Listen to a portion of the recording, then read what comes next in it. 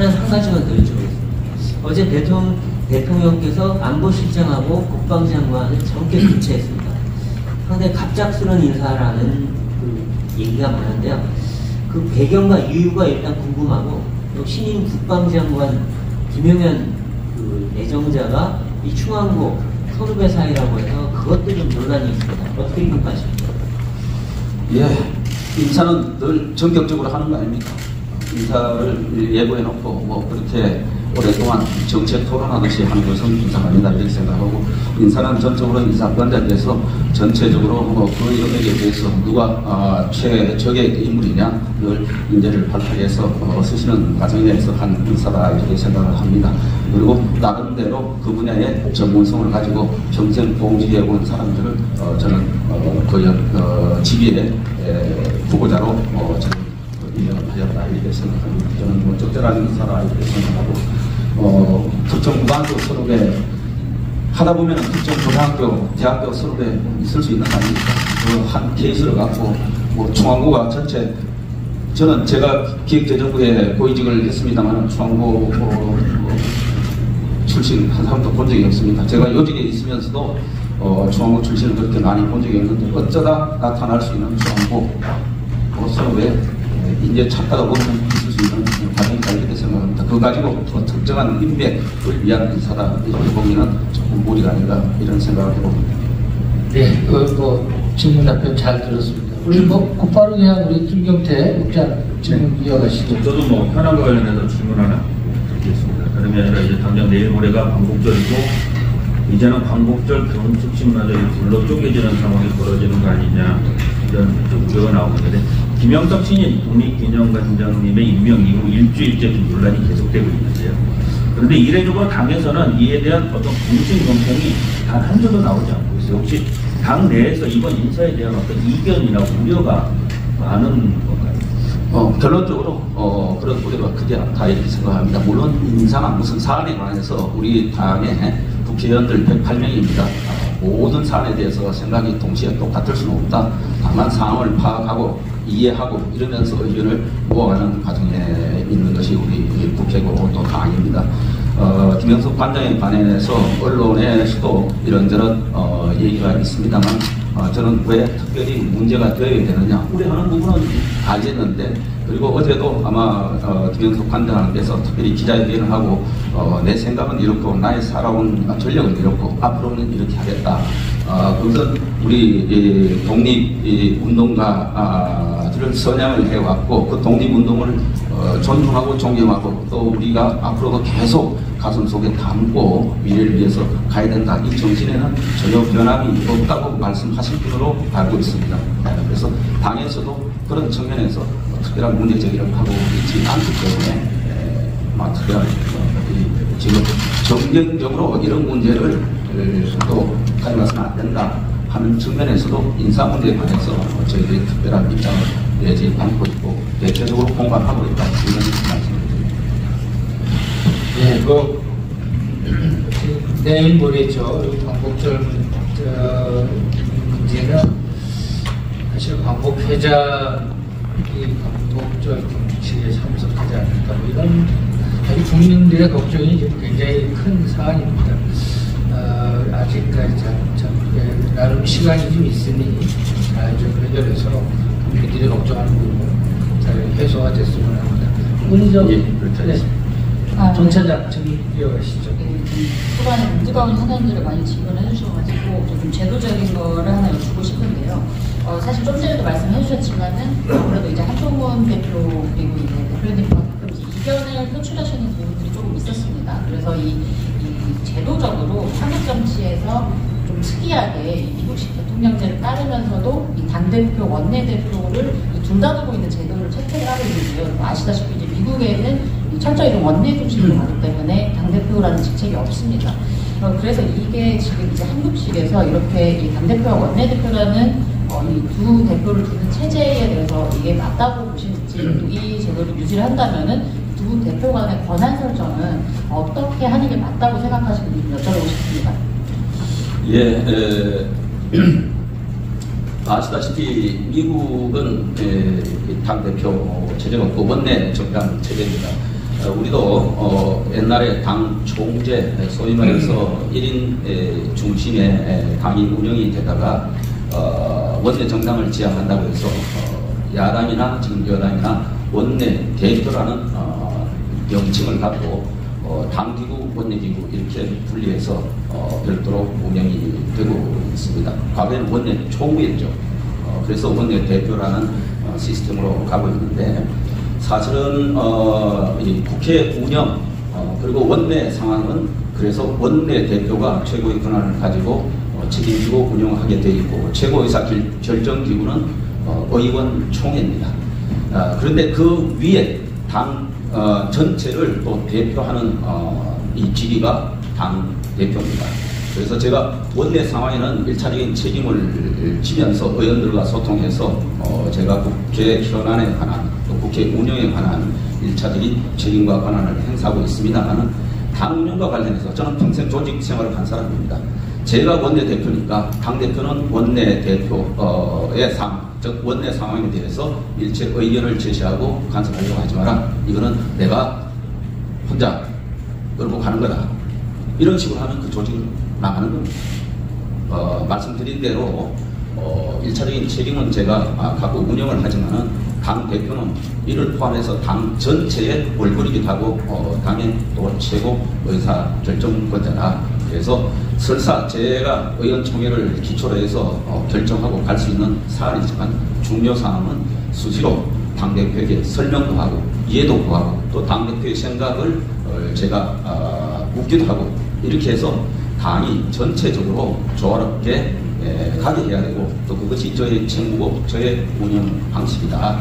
그래서 최근에 사실은 정확치 않으면서 일부 기사가 추경호와 한동훈 대표 간에 무슨 대단한 이견이 있는 것처럼 대단한 이견이 없습니다. 제가 우리 의원들 어느 누구보다도 소위 말하는 친한이라 하는 사람보다도 더 많이 한동훈 대표와 소통을 하고 있고 보이는 곳에서 보이지 않는 곳에서 많이 서로 소통하고 대화하고 방향을 잡아가고 상의한다. 다만 일정 시점에 서로의 이해가 부족한 부분이 있을 수 있습니다. 사안에 관해서. 저도 한 대표가 생각하는 그 진위를 일일이 일정 시점에는 다 알지 못하고 한 대표도 제가 가지는 여러 상황에 관해서 충분히 이해가 부족한 부분이 있을 수 있습니다. 그거는 그 시점만 지나고 또 서로 대화하면은 서로 이해하고 방향을 잡아간다. 그래서 한동훈과 추경호 이견이 없다. 앞으로도 없을 것이다. 있다면은 잘 조율해 나갈 것이다. 걱정 안 하셔도 됩니다. 저희들이 지금 당이 108명밖에 국회의원 안 되는데 여기에 무슨 파 또 누가 이견이 있고 이래서 되겠습니까? 똘똘 뭉쳐도 지금 해내기 버거운 상황입니다. 네, 좋은 답변 잘 들었습니다. 그런데도 계속 또 이견에 대해서 좀 우려를 주시는 게 아무래도 이제 한동훈 대표가 취임을 하겠지만 좀 원외에 있으시기 때문에 좀 입법 정책 같은 것들에 힘을 좀 싣기에 부족한 점이 있지 않냐 이런 지적들이 있어서 그런 것 같습니다. 또 실제로 이 최상병 이슈 같은 경우도 한동훈 대표께서는 계속 이야기를 하고 있지만 이게 좀 아무래도 좀 원내에서 결정이 될 사안이기 때문에 힘이 좀 덜 실리는 부분도 있는 것 같고요. 이런 것 때문에 좀 한동훈 대표가 좀 차기 보궐선거에서 좀 원내로 들어와서 하는 것이 더 좋지 않냐 뭐 이런 이야기들도 나오고 있습니다. 이 당대표가 좀 원내로 들어오게 하는 이런 부상에 대해서는 대표님께서 어떻게 보시는지 좀 궁금합니다. 예, 우선 당 대표로서 제가 10분 존중하면서 제가 원내대표로서 당 대표와 상의해서 당을 이끌어갈 것이다 이런 말씀을 드리고 차기 보궐선거 말씀하셨는데 보궐선거 있습니까? 제가 아는 금년에 보궐선거는 아마 기초자치단체 강화 군수 부산 금정구청장 뭐 이런 정도로 알고 있는데 금년에는 보궐선거가 있는지를 제가 일단 알지를 못합니다. 혹시 내년에 보궐선거가 있을 수가 있는데 그 사실 어느 지역이 될지 제가 예단할 수는 지금 없는 상황입니다. 그럴 경우에 한동훈 대표가 보궐선거에 나서는 게 좋으냐 마느냐는 우선 지금 이 얘기는 너무 빠른 것 같고 그때 전국 상황이나 이런 걸 보면서 아마 판단하시지 않을까 이렇게 생각을 합니다. 또 설사 본인께서 원내로 진출하고 싶어서 후보자로 나서고 싶다고 하더라도 본인 뜻만 가지고 되는 것이 아니다. 당내에는 또 보궐선거 후보자를 추천하는 여러 절차나 과정이 있다. 그에 따라서 전국 상황 판단하고 또 선거 전략 차원에서 우리가 어느 지역에 된다고 벌써부터 저희들이 유력한 후보를 해서 어디로 갈 것이다 하는 것이 상대방을 게임에서 우리가 전략적으로 맞느냐 좀 숨겨놓을 거는 좀 숨겨놔야 되겠습니다. 네. 그 우리 한 대표 보궐선거 만약에 내년 초에 나가게 되시면 본인이 공천권을 본인의 어떻게 될지 좀 궁금합니다. 오늘 한국경제인가요? 오늘 보니까 김 의원들 성향을 이렇게 친윤, 친한 뭐 이렇게 구분해놨는데 어떻습니까? 그거 보시면. 예, 늘 정치권에서 또 국민들 잘 편하게 이해하실 수 있도록 이렇게 정치 그룹팅을 하는데 저는 우리 당의 기본적으로 대다수는 저는 친윤이라고 생각합니다. 친윤은 뭐냐? 무조건 윤석열 대통령이 시키는 대로 하는 사람을 친윤으로 하는 것이 아니고 우리가 정말 5년 만에 정권 교체해서 탄생시킨 대통령 아닙니까? 그러면 이 정부가 성공해야 된다. 그래야 그 다음 정권 재창출도 있는 것이다. 그런 면에서 우리 당은 전부 일단 친윤이다.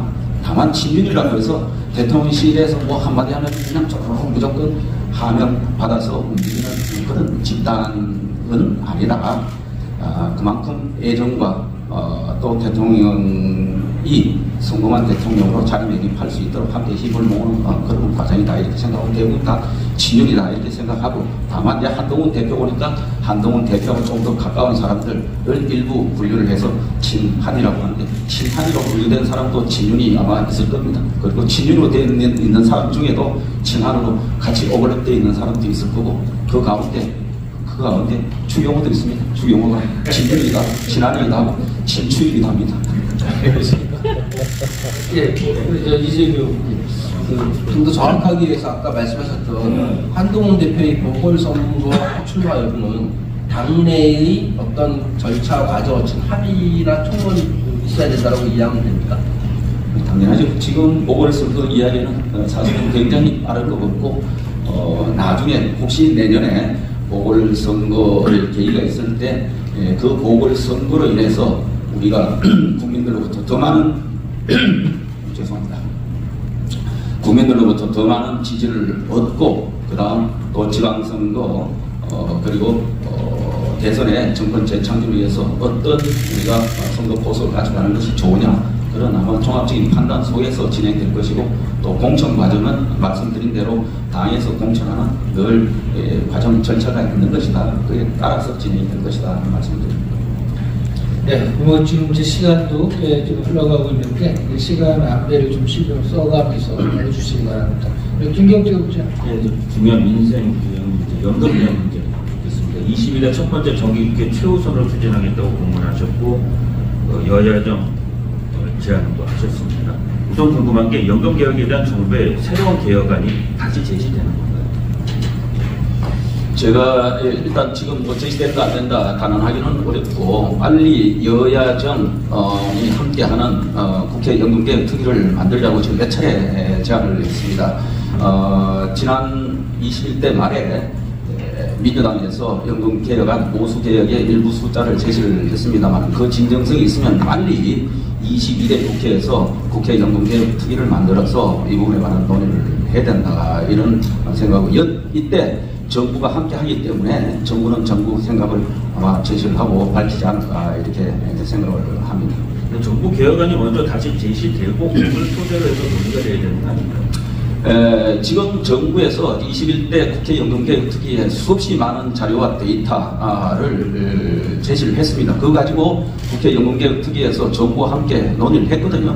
하면서 민주당에서 1차 제시한 안이 이 소위 말해서 연금보험료와 소득대체율을 가는 숫자를 제시를 했던 것입니다. 그 과정에 정부도 정부 입장을 많이 얘기한 것으로 알고 있고 이번에 국회 연금개혁 특위가 있으면은 정부는 정부 입장을 아마 가지고 있으면서 그 논의에 임하지 않을까 생각하고 저희들도 현재 자체 연금개혁과 관련된 특위를 우리 국민의힘 내부에서도 가동을 시키고 있습니다. 저도 생각이 있고 하기 때문에 빨리 장이 펼쳐지면은 여야가 함께 하는 개혁안을 만들었으면 좋겠다. 아시다시피 연금개혁은 전 국민이 다 영향을 미치고 현 세대, 미래 세대가 정말 많은 영향을 받는 그런 과제입니다. 그렇기 때문에 누구 한 사람의 우선 학술적으로 제시한다고 해결될 문제가 아니고 정말 수기와 정치적, 국민적 합의가 있어야 되는 과제다 이렇게 생각합니다.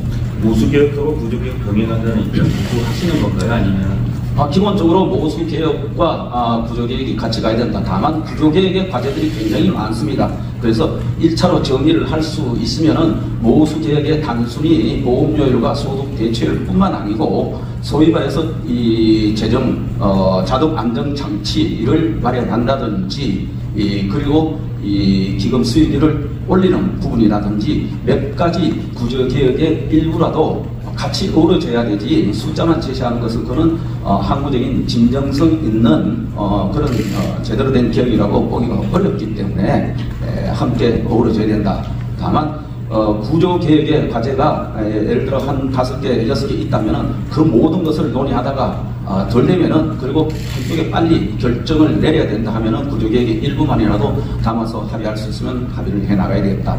이 모든 부분이 빨리 연금개혁 특위가 국회에서 만들어져서 논의를 하고 거기서 우리가 합의를 하면서 어느 정도까지 작업을 하면서 1단계를 발표할 것인지 이런 논의가 건설적으로 진행되기를 기대합니다. 한동훈 대표도 모수개혁 방식이 시한폭탄을 지금 미루는 거다.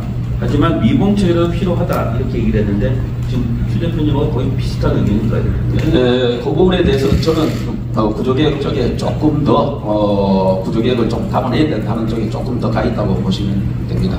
모수개혁은 합의도 어렵지만 모수개혁만 가지고 이것이 과연 제대로 된 계획이겠느냐. 그리고 모수개혁의 그 이후에 제가 자동 안정장치를 말씀드렸지만 지금 우리가 하는 인구 증가율 이 부분하고 그 다음에 이 경제 상황에 관한 중간의 변수가 지금 생각했던 것보다 중간에 또 많이 변화가 있을 수 있다. 이런 부분을 그때마다 계속 개혁하면서 이러한 지나는 과정을 거쳐가면서 숫자를 정할 수가 없습니다. 이런 부분을 어떻게 제도적으로 같이 모수개혁을 하면서 끌어넣을 것인지 그리고 기금 수익률을 어떻게 제고할 것인지 기초연금 문제를 어떻게 할 것인지 차제의 몇 가지는 같이 정리를 해주는 게 좋다 하는 것이 제 생각입니다. 마지막으로 좀 아까 말씀하신 게 정부의 새로운 개혁안이 나올지 말지 단언하기 어렵다고 그러셨는데 여기는 좀 준비가 되고 있다는 얘기입니다. 제가 아직 정부의 개혁안이 되고 있는지에 관해서 당내 협의를 통해서 들은 바는 없기 때문에 제가 단언하기는 어렵습니다. 그러니까 정부는 늘 많은 생각을 하면서 여러 시나리오를 그리고 여러 대안을 검토를 하고 있다. 그건 분명한 사실입니다. 예, 연금개혁 질문 답변 잘 들었습니다. 저는 궁금해서 여쭙는데 지난 총선 국민 패배한 이후에 백서 발간돼서 논란이 좀 있었잖아요. 백서가 나왔어요. 아직 나오진 않았고 백서 특위에서 지금 많은 작업을 한 것으로 알고 있습니다. 저도 지난번 비대위 그리고 지금 최고위에서 아직 백서에 관해서 보고를 받고 있지를 못하기 때문에 작업은 상당 부분 진행이 됐을 거고 그렇지만 아직 추가로 아마 작업에 조금 남아있는 것 같습니다. 그래서 아직 최종 마무리는 되고 있지 않은데 작업은 상당 부분 진척이 되어 있지 않을까 이렇게 생각합니다. 총선 끝난 지 한 넉 달 지났는데 아직 백서 약간 안 나왔지 않을까 그렇긴 하네요. 여기 지금 배선주 네. 그러니까 백서는 안 나왔지만 우리 추경호 원내대표님의 개인 의견을 여쭤보고 싶은데요. 이번 총선 참패 사실 예상하지 못했었는데 올 초만 해도 이것이 윤석열 대통령의 불통의 리더십 또는 국정운영 잘못에 기인한 것이라고 생각하십니까? 아니면 한동훈 전 비대위원장의 전략적 미스 때문이라고 생각하십니까? 저는 누구 특정 요소로 총선 참패의 원인을 조사할 수 없다 이렇게 생각합니다. 국정을 운영하는 정부 전체 그 정점에 대통령께서도 지난번에 총선 이후에 선거 패배에 관해서 더 낮은 자세로 더 겸손하게, 더 유연하게, 더 많이 소통하고 또 변화해 나가겠다 이런 말씀을 주신 것은 나름대로 국정 운영에 있어서 위험함도 있었다 하는 것을 스스로 평가하신 거 아닌가 이렇게 생각하고 뭐 한동훈 대표의 선거 전략 글쎄 누구 개인의 선거전 하다 보면 누구 개인의 선거 전략 가지고 되는 것은 아니거든요. 거기에 많은 스태프들이 있고 많은 의원들의 총의를 모아서 선거 전략을 짜고 하기 때문에 누구 특정인의 선거 전략 때문에 그랬다고 하기에는 무리가 있다 이렇게 생각합니다. 저는 이 부분에 관해서 전직 현재 지금 우리 살아있는 108명의 의원 모두 함께 국민들께 이 책임을 통감하면서 우리가 왜 이렇게 됐는지에 관해서 스스로 성찰하는 그 시간이 먼저다. 어느 누구의 화살을 돌리고 하기보다는 우리 스스로가 얼마나 민심을 얻는데 제대로 의정 활동을 하고 또 지역 활동을 했느냐, 민심 얻기 위해서 우리가 얼마나 국민 눈높이에서 국민과 함께 그들의 고통을 우리가 같이 생각을 맞춰가면서 치열하게 진정성 있게 했느냐, 이 부분에 관해서 우리 스스로들 모두가 반성하고 성찰해야 될 부분인가 이렇게 생각합니다. 성찰과 변화를 말씀하셨는데 윤석열 대통령의 그 리더십, 소통 이 문제가 잘 뭔가 쇄신이 되고 있다고 판단하시는지, 그리고 여당은 그동안의 수식적 당청 관계 때문에 뭔가 이 정부와 윤석열 대통령에게 끌려다닌다 이런 평가를 받았는데 이제는 당이 나서서 선도하는 역할을 제대로 하고 있다고 평가하십니까? 예, 우선 대통령께서 국민과의 소통을 더 많이 하고 유연하게 하겠다, 더 낮은 자세로 유연하게 하겠다는 말씀을 하신 바 있습니다. 그런 면에서 국민과의 직접 소통하는 소위 말해서 언론과 기자회견을 다시 재개를 하시고 아마 조만간에도 그런 또 국정 운영 구상에 관해서 또 밝히시면서 소통하는 기회를 갖는다 이런 것을 저도 언론 등을 통해서 지금 듣고 있습니다만은 아마 소통하고 또 국민들께 좀 더 겸허히 다가가는 그런 국정운영 방식의 변화가 시작이 되고 있고 앞으로 더 가시화되지 않을까 이렇게 생각합니다. 그리고 당청 관계에 늘 수직 수평 이야기를 하는데 기본적으로 우리가 획일적으로 뭐 수직적 수평적 이렇게 보기보다는 당은 늘 당의 목소리를 제대로 전달하고 정부 일방통행식 정책 발표가 있어서는 안 된다. 늘 당과 중요 정책은 상의를 해라. 그리고 당의 의견을 경청을 하고 국정운영에 반영을 시켜달라. 이렇게 주문을 하고 있고 현재 그런 식의 이제 시작한 지가 얼마 되지를 않았기 때문에 그런 식의 당청 그리고 대통령실 관계가 정립되어 가고 있다. 그리고 많은 소통이 진행되고 있다 하는 말씀을 드리고 앞으로 또 새로운 당대표 왔고 또 저도 원내대표 시작한 지 오래되지는 않았습니다만 그런 변화를 점점 만들어가고 또 국민들께서 제대로 돌아가는구나 하는 평가를 얻을 수 있도록 최선을 다하겠습니다. 총선 관련해서 한 가지만 더 여쭤보겠습니다. 지금 총선 결과로 볼 때 지금 국민의힘 지역구 의원 90명 중에 59명, 66%가 영남 의원들입니다. 수도권은 15%밖에 안 되는데요. 전국 정당이라고 하기에 여당이라고 하기에 너무 부족하다는 평가가 있고 일부에서는 영남 장인면 얘기가 다시 나옵니다. 지금 뭐 한동훈 대표는 중수청, 그러니까 중도층, 수도권, 청년 이쪽을 강화하자고 하는데 물론 추경호 대표님도 대구 출신이라 제가 여쭤보기 참 죄송하긴 합니다만 이 중수청 강화하는 대책이 잘 안 보이는 것 같다는 평가가 많습니다. 어떻게 하실 겁니까? 예, 결론적으로 한동훈 대표께서 7월 23일 전당대회를 통해서 이제 나오신 겁니다. 오셨고 그 다음에 지금 이제 당 지도부 구성을 하고 이제 시작을 했습니다. 그 말씀하신 여러 가지 이제 당의 외연 확대 그리고 당이 국민들로부터 더 많은 사랑을 받을 수 있도록 하는 변화 혁신의 프로그램은 시간을 가지고 서서히 구상을 밝히시지 않을까 이렇게 생각하고 지금 많은 고심을 하고 계신다 이런 말씀을 드립니다. 그리고 역시 수도권 참패를 했기 때문에 이것이 바로 또 전체 총선 참패로 나타난 겁니다. 저희들이 흔히 말하는 강한 지지세가 있다고 하는 영남 지역을 소홀히 하자는 것이 아니고 영남 지역은 견고히 저희들이 이 지지세를 가지고 가야 됩니다.